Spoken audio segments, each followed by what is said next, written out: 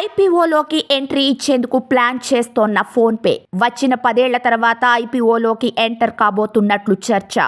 ఇదే సరైన సమయమని తెలిపిన ఫోన్పే సంస్థ. అయితే ఎప్పటి నుంచి ఫోన్పే స్టాక్ మార్కెట్లోకి ఎంట్రీ ఇవ్వబోతోంది, ఇన్వెస్టర్స్ కి ఇది ఎలాంటి లాభాలివ్వబోతోంది తెలుసుకునే ముందు వీడియోని లైక్ చేసి మా ఛానల్ ని సబ్స్క్రైబ్ చేసుకోండి. ఫోన్పే స్టాక్ మార్కెట్ ఇన్వెస్టర్లకు మంచి లాభాలిస్తుందా? 1 అవును, 2 కాదు. మీ ఆన్సర్ని కామెంట్ బాక్స్లో కామెంట్ చేయండి. స్టాక్ మార్కెట్ పెట్టుబడులు రిస్క్తో కూడిన పనే అని మనందరికీ తెలిసిన సంగతే. ఇంకా ఇటీవలి కాలంలో భారత స్టాక్ మార్కెట్ సూచీలు కూడా భారీగా పడిపోతున్నాయి. సాధారణంగా అంతకు ముందు ఇనీషియల్ పబ్లిక్ ఆఫరింగ్లు ఇన్వెస్టర్లకు మంచి రిటర్న్స్ అందించేవి. గత కొంతకాలంగా చాలా వరకు మంచి ప్రీమియంతో లిస్ట్ అయ్యాయని చెప్పొచ్చు. అయితే ఈ ఏడాదిలో మాత్రం మార్కెట్లు ఒడిదుడుకుల్లో ఉన్న నేపథ్యంలో చాలా వరకు ఐపీఓలు పెద్దగా రావట్లేదు. వచ్చినా ఫ్లాట్ గానే లిస్ట్ అవుతున్నాయి. ఈ క్రమంలోనే ఐపీఓ ఇన్వెస్టర్లకు ఒక శుభవార్త అందింది.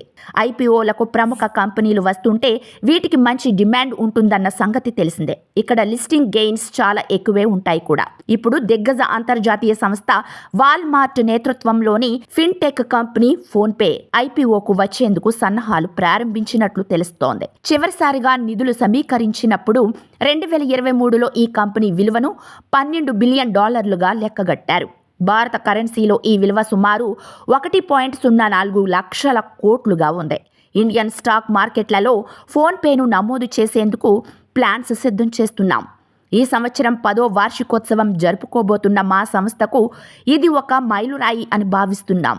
ఆర్థిక సేవలు, సాంకేతిక పరిష్కారాలతో కోట్లాది మందికి సేవలు అందిస్తున్నాం అని సంస్థ తెలిపింది.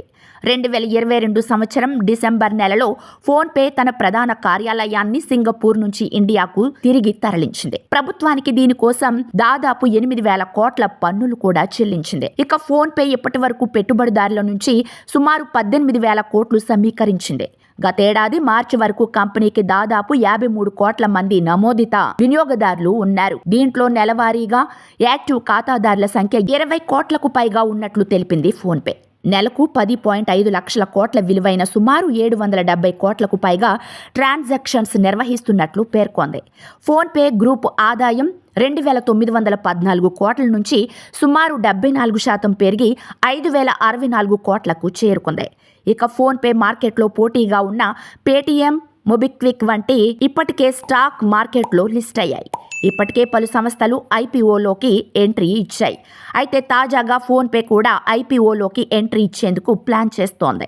ఇండియన్ స్టాక్ మార్కెట్లో ఫోన్పేను నమోదు చేసేందుకు ప్రణాళికలు సిద్ధం చేస్తోంది. ఫోన్పే ఈ ఏడాది 10వ వార్షికోత్సవం జరుపుకోబోతోంది. వాల్మార్ట్ యాజమాన్యంలోని ఫోన్పే 10 ఏళ్ల తర్వాత ఐపీఓలోకి వస్తోంది. ఇదే సరైన సమయమని భావిస్తున్నట్లు ఫోన్పే తెలిపింది.